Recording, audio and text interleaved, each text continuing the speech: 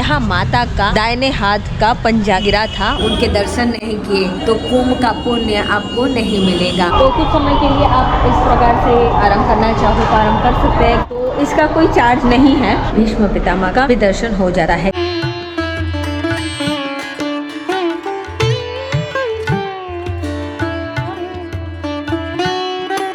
अगर आप मेरी तरह महाकुंभ जा रहे हैं और ये जानना चाहते हैं कि संगम में स्नान करने के बाद क्या क्या देख सकते हैं, तो ये वीडियो आपके लिए है। हर हर Gange everyone, the trekking shoes में आपका फिर से एक बार स्वागत है। मैं हूँ आपकी होस्ट धर्मिष्ठा। इस वीडियो में मैं आपको एक दिन में प्रयागराज में क्या क्या देख सकते हैं ये बताऊंगी। साथ में उन 3 जगह के बारे में बताऊंगी जिनके दर्शन स्नान के बाद अवश्य करने चाहिए। अभी आपको महाकुंभ के स्नान का पुण्य मिलेगा, तो वीडियो को बिल्कुल मिस मत करना, वरना बहुत महत्वपूर्ण स्थान से आप वंचित रह जाएंगे। सबसे पहले महाकुंभ में स्नान कर लीजिए, उसके बाद पहुंच जाइए किले में स्थित अक्षयवट और पातालपुरी मंदिर।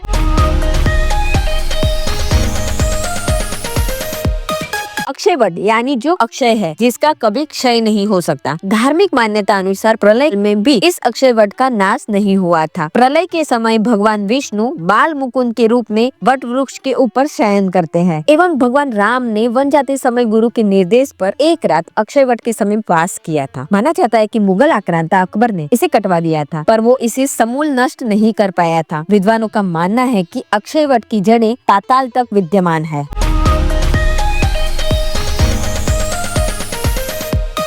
तो बड़े हनुमान जी के दर्शन के लिए काफी लंबी लाइन है, आप यहाँ देख सकते हैं। दूसरे हैं बड़े हनुमान जी, जिसे लेटे हुए हनुमान जी और किले वाले हनुमान जी जैसे कई नामों से संबोधा जाता है। यहाँ आप हनुमान जी की दक्षिण मुखी 20 फीट लंबी प्रतिमा के दर्शन कर सकते हैं। मान्यता मुजब यह धरातल से कम 6 से 7 फीट नीचे है। माना जाता है कि लंका पर जीत हासिल करने के बाद जब हनुमान जी लौट रहे थे तो रास्ते में उन्हें थकान महसूस होने लगी, तो सीता माता के कहने पर वह यहाँ संगम तट पर लेट गए। यह मंदिर कम से कम 600 से 700 वर्ष पुराना माना जाता है। माता गंगा स्वयं हनुमान जी को स्नान कराने आती है। इस मंदिर के परिसर में शिव पार्वती, गणेश जी, भैरव दादा, दुर्गा, काली एवं नवग्रह की मूर्तियां भी स्थापित है। कुंभ स्नान के बाद बड़े हनुमान जी के दर्शन अवश्य करने चाहिए ताकि स्नान का पुण्य प्राप्त हो, जिसका टाइमिंग है सुबह 4:30 बजे से दोपहर के 2 बजे तक और शाम को 5 बजे से रात के 10 बजे तक आप मंदिर में आ सकते हैं।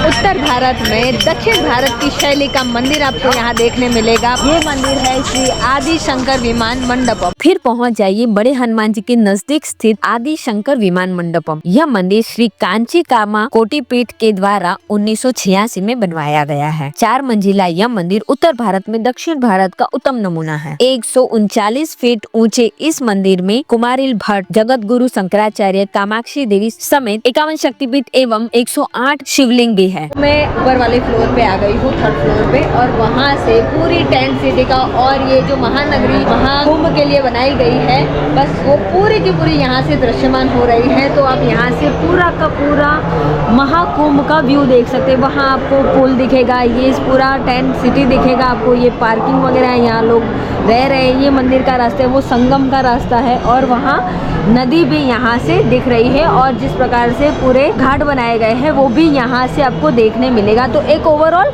आपको एरियल व्यू यहाँ से देखने मिलेगा। मंदिर में दर्शन करने का समय है सुबह 6 बजे से दोपहर के 1 बजे तक और शाम को 4 बजे से रात के 8 बजे तक।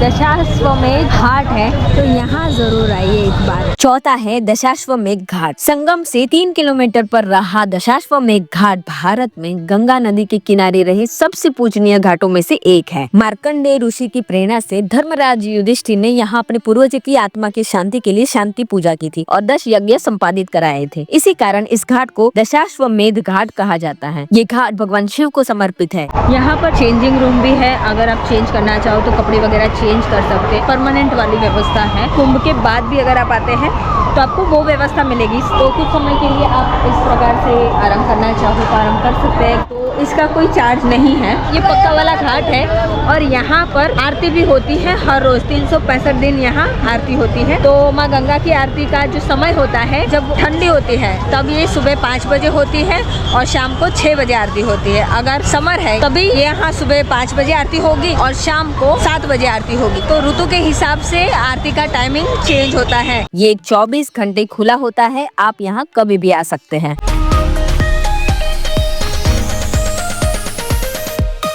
वही सामने दशाश्व महादेव मंदिर एवं ब्रह्मेश्वर महादेव मंदिर भी यहाँ है। दशाश्वमेध घाट के सामने दशाश्वमेध महादेव मंदिर भी है, जो कि प्राचीन मंदिर है। माना जाता है कि इस पृथ्वी का पहला यज्ञ यही हुआ था। हिंदू पौराणिक कथा अनुसार इस मंदिर में ब्रह्मा जी ने दशाश्वमेध यज्ञ किया था। कहते हैं कि इस शिवलिंग की स्थापना स्वयं ब्रह्मा जी ने अपने हाथों से की थी। यहाँ प्रथम दृष्टि में एक साथ 2 शिवलिंग के दर्शन होते हैं। मंदिर में दर्शन का समय है सुबह 4 बजे से रात के 10 बजे तक।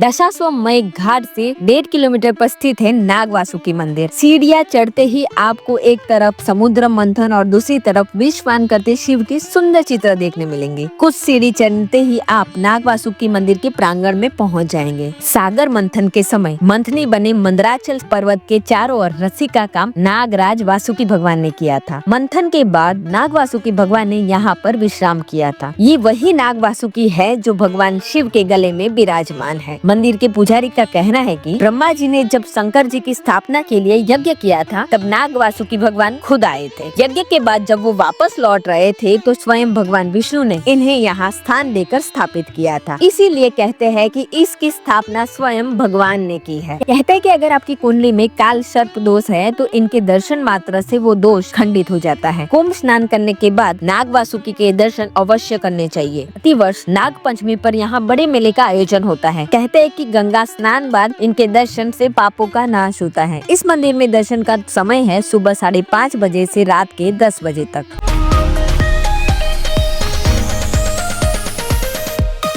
जब आप नाग वासुकी भगवान के दर्शन करने आते हैं तो बगल में ही भीष्म पितामह का भी दर्शन हो जाता है। नाग वासुकी मंदिर की दूसरी तरफ रही सीढ़ियाँ उतरते ही आपको देवव्रत का मंदिर मिलेगा। ये भारत का इकलौता मंदिर है जो गंगा पुत्र भीष्म को समर्पित है। देवव्रत भीष्म पितामह का ही नाम है। यहाँ आपको बाण सैया पर लेते हुए भीष्म पितामह की 12 फीट लंबी मूर्ति देखने मिलेगी। भीष्माष्टमी पर यहाँ बड़ी भीड़ होती है। इस मंदिर में दर्शन करने का समय है सुबह 5:30 बजे से रात के 10 बजे तक।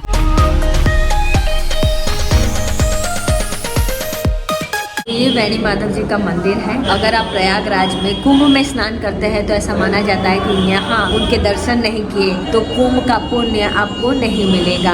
ये नगर देवता भी है और इनकी 4 परिक्रमा भी अवश्य लगाइए। भीष्म पितामह के दर्शन करके पहुँच जाइए वैणी माधव मंदिर। ये प्रयागराज के नगर देवता है। कहते हैं कि इनके बगैर आपकी प्रयाग की यात्रा सफल नहीं मानी जाती। पुराणों के अनुसार प्रयाग सभी तीर्थों का उद्गम स्थान है। यहाँ भगवान विष्णु के 12 स्वरूप विद्यमान है, जिन्हें 12 माधव कहा जाता है, जिनमें से भगवान वैणी माधव प्रधान देवता है। संगम स्नान के पश्चात भगवान वैणी माधव के दर्शन करने से पुण्य प्राप्त होता है। ऐसी मान्यता पुराणों और रामचरितमानस में वर्णित है। इस प्राचीन मंदिर के प्रांगण में श्री चैतन्य महाप्रभु जी वैणी माधव के दर्शन करते हुए कीर्तन और नृत्य करते थे। मंदिर में दर्शन करने का समय है सुबह 5 बजे से दोपहर के 12 बजे तक और शाम के 4 बजे से लेकर रात के 10 बजे तक।